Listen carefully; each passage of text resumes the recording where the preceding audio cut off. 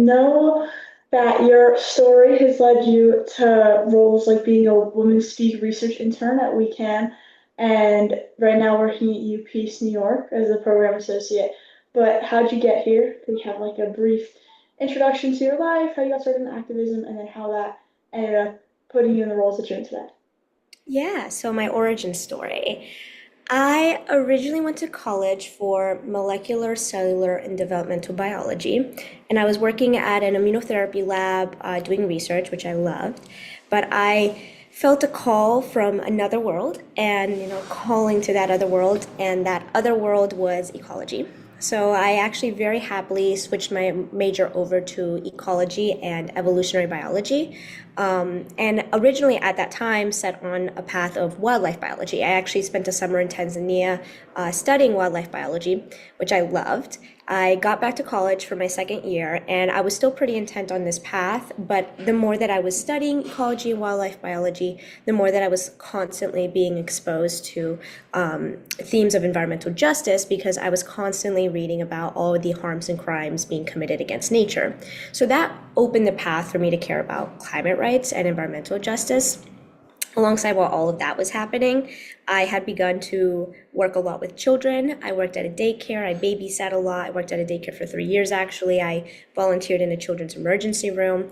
And working with children brought me so much happiness and so much joy. And it also sparked like a passion for children's rights. So from that, I co-founded Yale Undergraduates for UNICEF, which is the UNICEF student organization at Yale University, which is where I went to school. And I co-founded that group with another group of like really inspirational and lovely women. And from then on, I found myself in the situation of, okay, I care very deeply for climate rights and environmental rights, and I also care very deeply for children's rights. How do I, make a career out of this? And there's a lot of overlap between the two, but in terms of research and in terms of careers, it is still a very emergent field. But luckily, even though I graduated during a time where getting involved in good work was and still is very difficult, I, stayed I'm nothing if not persistent, and I and a few internships and opportunities like the ones that you mentioned. And eventually I found my place at UPeace NY, which cares very deeply about peace building from a systems-based, intersectional, and feminist approach. Peace building and conflict is very rarely singular or one-dimensional. So it has to incorporate any sort of peace building dialogue has to incorporate the rights of women, the rights of children, and the rights of the planet. So even if though I didn't set out to work on peace building when I started college or even when I graduated, to be honest, when I like look back at the arc of the events and I kind of like trace the turning points in my life, I definitely can understand and very much appreciate and very happy to be where I ended up in the name of like women's rights, children's rights, and climate rights. Yeah, that's really cool. I feel like I can't think of any intersection between children's rights and climate rights, and I feel like it's really impressive that you stuck with it and found something that works for both. Uh, Yeah, it definitely is a really important thing, and in terms of research and career, it is still very emergent. But climate change disproportionately affects like children's health, and also the work that I've done with different children's rights groups, such as the Early Childhood Peace Consortium. We talk a lot about how investments in early childhood is such an incredible way to create just more resilient and more functional and peaceful societies because investing in children just yields so many great benefits, and investing in their happiness and their health and their rights is, from a moral perspective, not only is for me it just like morally necessary, but also from a strategic perspective makes a lot of sense. And in terms of climate change, so not only are they disproportionately affected by climate change, but a society that prioritizes the well-being of its children will most likely be a more climate resilient society, or a society more resilient to climate change. yeah, that's awesome. Were there any specific like points in your story that like had you change your approach or were a reason that you kept looking for um a job that intersects both? Because I feel like after one point, I think I probably would have just picked one and left the other, being honest. Which makes sense. That's a reasonable take to have as well. And I definitely had a lot of moments where I was telling myself, okay, Angie, you got to pick one, like you got to figure it out. And to some extent, I am still figuring out, I still think I have a lot of these like inflection points to come in my future. I think UPeace and Y became a very perfect place because peace building is so intersectional and is so systems based. So it really, when done well, really beautifully incorporates all of these different facets of society into peace building and into conflict resolution. But definitely, I feel like I've lived many lives. I feel like I've lived many lives in just a short span of like 4 or 5 years. And so I definitely had a lot of turning points and, change my major, change my career path, change my interests. And even though there are times when I look back at it and kind of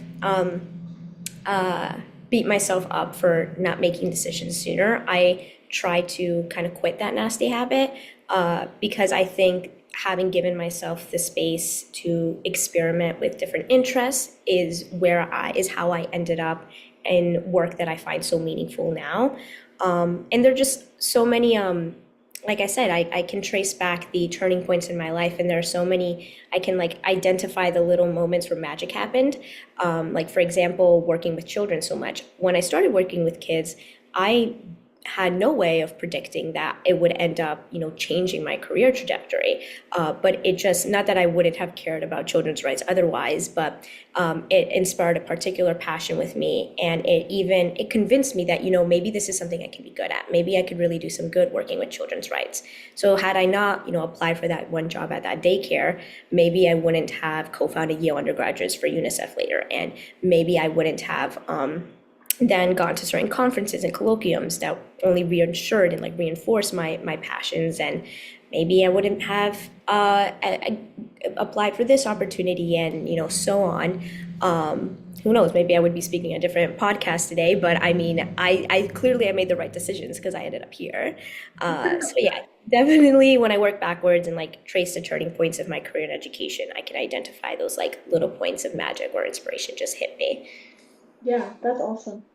Well, I know you're saying you've done so much for so long, but what do you think the first time that you really took part in activism was? You like you went to a march or you just like spoke up for yourself or someone else, but Um, my mom tells me that ever since I was a kid, I was particularly more defensive on behalf of other people and inclined to like speak up for other people as well. And in terms of, I guess, and I think that is, I love your question because you include that as a form of activism of just in your personal life standing up for somebody else. And I love that make it clear that that is also a form of activism. In terms of, I guess, what gets more like classically viewed as activism, I participated in a school walkout in a stance against gun violence at my high school at a time where there was a really scary uptick in school shootings. And later on, I became involved in practices for trying to make my school's classrooms more inclusive, specifically more inclusive to queer people and queer identities. I took AP Research, which I don't know if it still exists, but I took AP Research and I made my project a mini case study on what would happen if we were to incorporate more inclusive storytelling, storybooks, and literature in an elementary classroom in my school district. And I felt very just empowered and to take it further once I finished a class. I didn't want to give up, I didn't want to quit just after submitting my my AP research project. So I actually reached out to a bunch of like random employees at organizations like Glisten and the Trevor Project, set up meetings and just talk to them about what are your thoughts? How could I improve my school? This is my school, this is like my ecosystem. How could I make its classrooms more inclusive? And a lot of people responded and were super willing to be helpful and just give me advice and listen to me about listen to my questions, which I greatly appreciated. And I took my research, my findings, and what I learned from my conversations with, people who have such expertise in that field. And I actually brought it to some of my school's administrators, and I said, like, hey, this is what I found, and gave some recommendations on how to make our classrooms more queer inclusive. So that's when I started getting involved. Those are some of my earlier memories with activism and stuff. But I guess going back to what I said, how I, described your question is, I also was really involved in a lot of community service and volunteering. That could look like anything between planting flowers in a community space to passing out food and lunches and dinners for Thanksgiving. And I think that's a form of activism that sometimes gets overlooked. I would say that the person who's handing out food at the protest is just as special and important as the person who's speaking through a megaphone. And participating in your community can be a really great way to bring, joy and peace to the people closest to you. Yeah, I totally agree. I feel like also that you were working with your school, I feel like you've always had the passion for kids. It's awesome. Yeah. Um, and also, yeah, I feel like standing up for others can be easier than standing up for yourself sometimes. And I think that that is always a great starting point and can't be overlooked because like that automatically like that takes courage. That's scary.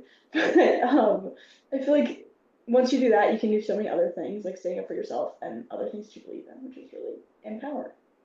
Thank you. I agree. um, what was the first time that you or people around you brought to your attention that you or other women around you were facing disadvantages just because of your gender? And like, did you do anything about it? Did someone encourage you or discourage you to do something about it? Ooh, I like this question. So, quite some time ago, I would say was when I first felt that I was encountering disadvantages on the basis of my gender in a professional or leadership space. And I was observing other women potentially, encountering disadvantages on the basis of their gender as well in this professional or leadership space. And initially, it came in the form of feeling like when I would work hard for and attain a leadership position, it would, at best be controversial, but on average be problematic for me to just exist in a position of leadership for the people around me.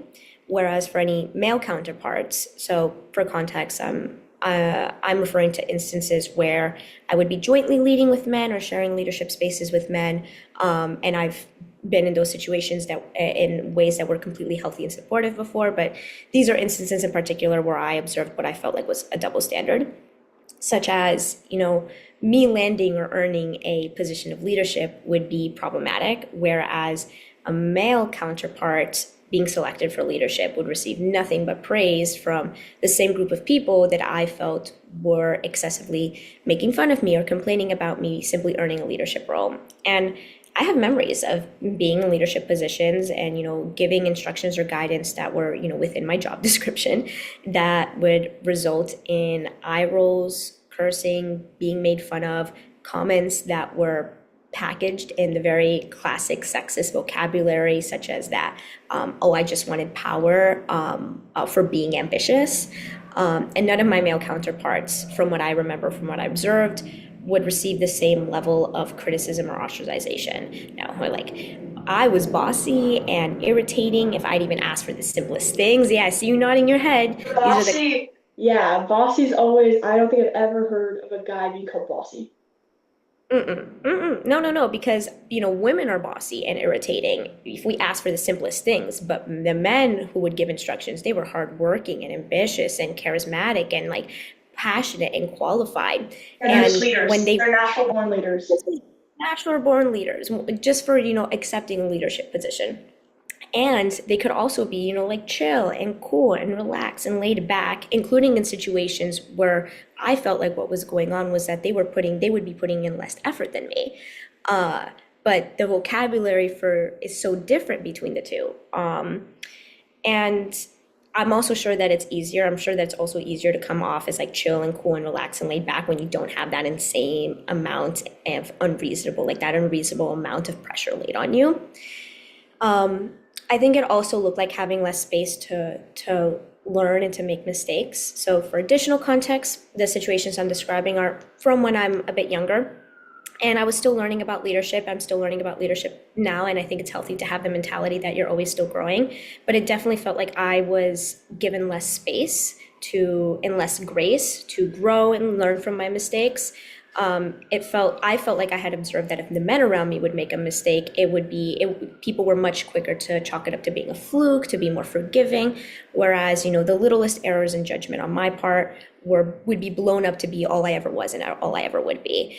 And that sort of treatment of a person is usually driven by wanting to be upset with that person. So all of those experiences, all of that led to this realization that women are very frequently trapped in this damned if you do, damned if you don't situation, where everything and anything, honestly, it just feels impossible because simply being a woman existing in leadership can, a lot of times subconsciously too, just elicit anger from other people. Yeah. So it's that pre-existing, that unresolved discomfort with women in leadership that I think is at the root of some of the very unfair ways that we talk about women that we just talked about in this conversation. And there's no winning when the world just feels like it's on the edge of its seat to criticize women in a way that it just isn't for men. And it can feel like people want to be upset with women, so they will distort the image of a woman existing and living through the life. However, they have to distort it in order to justify feeling that negativity towards her. And I guess the other thing that I would say with the original question is there's this other I think, complicated and difficult aspect to it, which is, at least for me, it felt difficult to bring up any of these issues at the time because I was so worried that if I were to bring any of these concerns up, it would just be used as like reinforcement for the things that were already being said about me. So if I were to bring up my concerns, the reaction it would elicit would be, oh, see, we were right, look how dramatic she is. I know that's something that I felt. I know that's a lot of things, it's something that a lot of women feel, and I know it's something a lot of women of color feel as well. But eventually I had it, and I brought it up to, I guess, what you would consider the authority figures or mentor figures in that space around me and above me at that time. And what I'm really proud of myself from that time is I called it what it was, and I said I felt that there were a lot of sexist undertones to my experience at that time, and I gave like a whole mini presentation about how we could improve it and kind of like how we could handle it. And I would honestly say that, ending on a positive note, since then, I've been lucky enough to distance myself pretty quickly from those types of toxic environments. And I'm glad to say that I honestly haven't experienced any significant situations of sexism for so far in my professional life. That might also just be because of the work that I pursue. You'd hope that in human rights spaces, women's rights get taken seriously. It's not always so, but luckily, that's not what I've found in any of the incredible organizations that I've worked with and supported during and like since graduating college. That's most certainly not what I've encountered at UPeace and why. I've found nothing but support and empowerment in my subsequent professional and educational life. That's amazing. I feel like also the fact that you were stepping up and saying this is wrong, but also this is what you can do to fix it is helping not only yourself but other people, which is really impressive. Like I can probably guess the answer to this next question, but were you taught about gender inequalities at school? So yes and no. Oh, For complete trans, I'll explain, I'll expand. For complete transparency, I don't have a perfect memory when it comes to things I was taught in school. But from what I remember, similar to a conversation we had before the podcast, I was taught about a lot of gender inequalities in the past tense.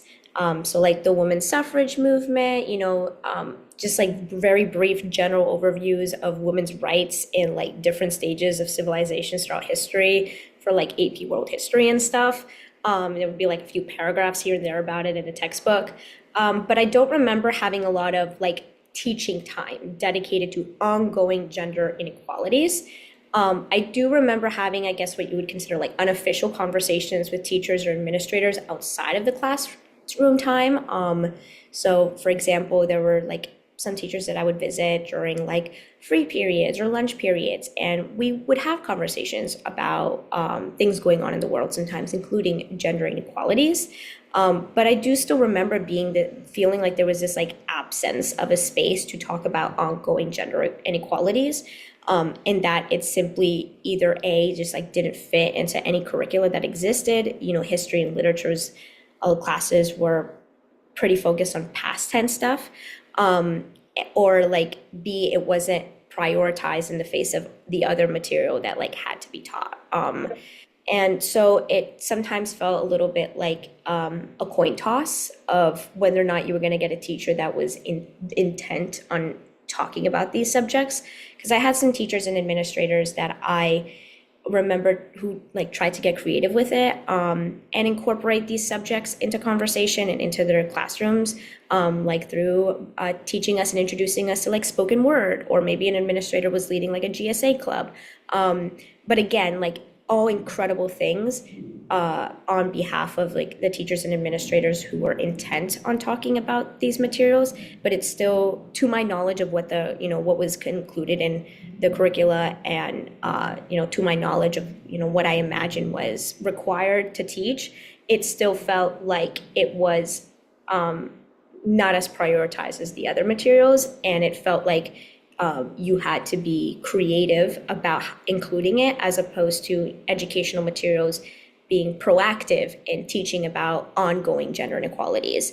And the other thing I would say about the materials being taught in the past tense, like we talked about before this, it gives the impression that things are just resolved, and very rarely you reach a point in any sort of human rights work where you beat the game and now you can just play free mode. It's usually a work where there is always continuous effort to be done.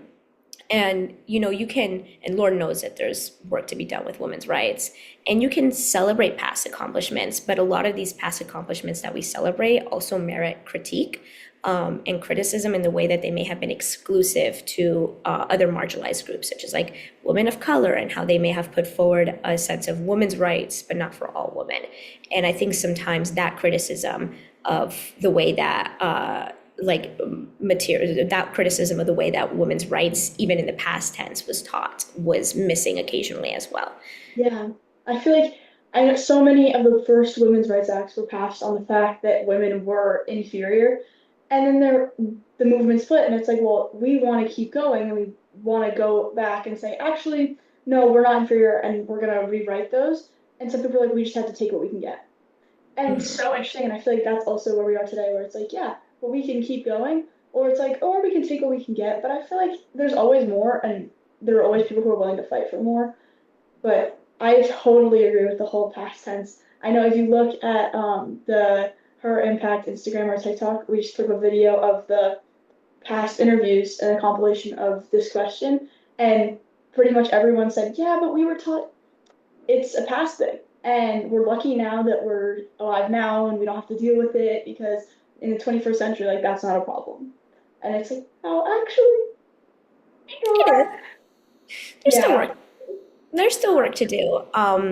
And yeah, I know you and I had a very interesting conversation about this before this podcast, about how so many, kind of like subjects within the realm of women's rights gets talked about as if it's done, we did it, and it's not true. And as if these like instances of, or these milestones or things that we consider milestones in women's rights, were like not imperfect, and they were. Like, there were a lot of instances that we celebrate as milestones in women's rights that were very exclusive to other women, or women of color. And it's important to analyze and look at these things, these moments in history, from different angles, and also understand any sort of human rights work, especially women's rights, as this like continuous process that is continuing today. There's still work to be done today. I feel like I'm really lucky. I have teachers who, like, next year I'm taking a women, gender, and ethics class, and that fulfills my ethics requirement. I'm like, oh, that's really great. I'm taking a woman from an international perspective class. And I feel like there's so few places where you can go and learn things like that. And it counts for the credits that I need to graduate. It's like, oh, I'm not just taking this like because I want to. It's like, oh, I'm also like, we have an ethics requirement, and I could take I don't actually know what the other options are, I'm gonna be honest. I could take other ethics options, but I know that I, like, ever since I heard about this class, I was like, oh, that's really interesting. And my school has like made it a point that that is something that we should be learning about. And I feel like that's really important. That's great. Yeah, I think a lot of times it boils down to resources as well, because a school that is struggling severely with teacher shortages might be having trouble to just have someone teach algebra. Yeah. let alone like getting into other electives and stuff. So it boils down to a resources thing, which at the end of the day is still under the realm of, are we prioritizing talking about these things? Are we prioritizing introducing students to the world around them as they are already aware of? Yeah, I totally agree. Okay, so on the topic of us moving forward, you're with U Peace, which focuses on peaceful conflict resolution. What do you think the most important skill that you've learned like from U Peace is, and how would you apply that? How would you tell any like average women's rights activist to apply that to their work? So, a major project ongoing at UPCNY now is the Peace is a Practice campaign, which aims to use a pretty multi-pronged approach to put forward this idea that into the world that peace is not this like utopia, this end goal, but it is an accessible and achievable practice that can occur from the individual level to the diplomacy level, and that it begins with the work that an individual does with themselves and continues transcending beyond the individual to the interpersonal and their community and their environment and so on. And we're combining a bunch of different like mediums and ideas, like using open source education, partnering with schools and communities, public art, holding a variety of like events in the UN space, to put forward this idea into the world. And I feel like I've learned a lot from this campaign because, to be honest, in my personal life, I'm far from perfect when it comes to practicing peace in my personal life. So, and something that we talk about at UPeace and Y a lot is a systems-based and intersectional and feminist approach towards peace building, which I mentioned earlier. And it really encourages to analyze situations from a holistic perspective that values the backgrounds and intersectionality of all of the different stakeholders and facets at play in a situation, as opposed to kind of hyper fixating on a situation or on a conflict as like isolated or one dimensional. So I think working at UPCNY has taught me a lot about how to practice peace in my own life, and it's taught me a lot about how to hold dialogue across difference and mediate dialogue across difference, which is something that I never thought that I would be good at. But not that I didn't value it as a skill, but I didn't have the confidence in myself to be good at that. And I've definitely kind of like, I definitely kind of built that muscle through working at UPeace and Y. And in that sense, decisions on women's rights are, in the intersectional and like systems-based and feminist approach of peace building. In that sense, women's rights are absolutely necessary for any peace building dialogue. Women are disproportionately affected by violence, and they are subject to a variety of different types of abuses and human rights abuses all across the world. All of those abuses increase and disproportionately increase when there's violence in a region. And women are also very prominent leaders in the peace building space. And I think that there's like a specific power in their womanhood that gets underestimated and that people find intimidating sometimes. But because of, I think, that specific power that women hold in their womanhood in peace building spaces, I think it's even more important from like a human rights and like a moral perspective to include women during peace building dialogue, but it's also from a strategic perspective, just more effective. So for example, if there is some sort of region affected by violence and all of these different stakeholders are in the room trying to design just like long-term peace building strategies to promote peaceful coexistence, gender blind policymaking that may be going on as a result of lack of representation of women and women identifying peoples or other gender minorities, gender blind policymaking that overlooks women's rights and overlooks discrimination on the basis of gender and abuses on the basis of gender can result in, as you're trying to move through a peace building process, can instead result in unresolved or additional dangerous situations for women. So, from a moral perspective, it makes sense to include women during peace building dialogue. And also from a strategic perspective, it just makes any sort of like peace building processes more effective. So I guess I would say I personally want women to feel welcome and empowered to join the peace building space.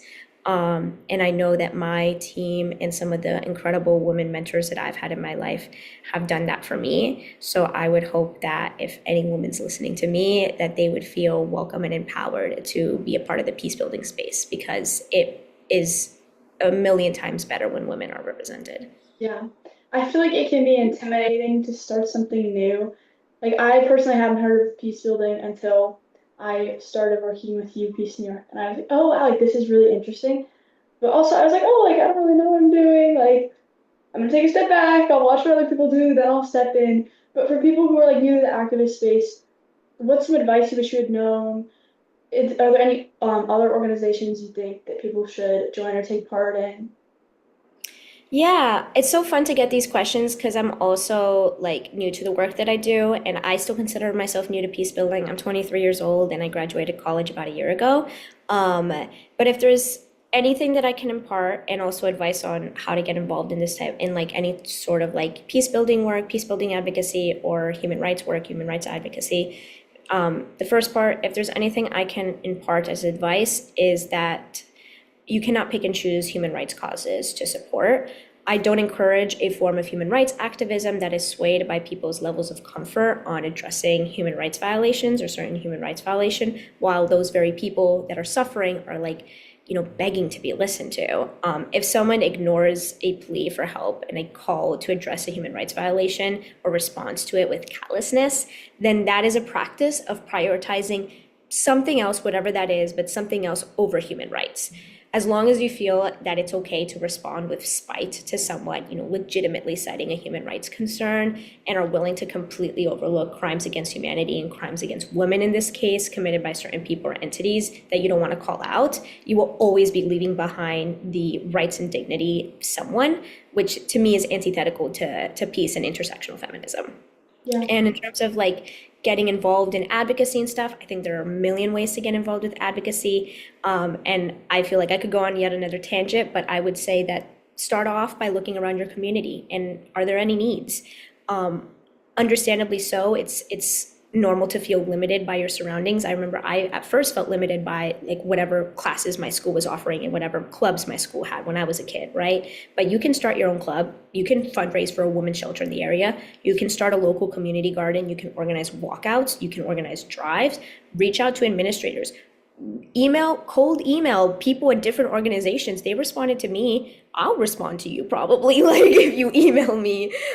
So really like go ahead. There are a million ways to get involved, and there are a million ways to get involved in your community. I think some people have the idea that advocacy only looks like speaking at the UN, and that's not true. There's so much meaningful and arguably more effective advocacy and human rights work and peace building to be done at the community level.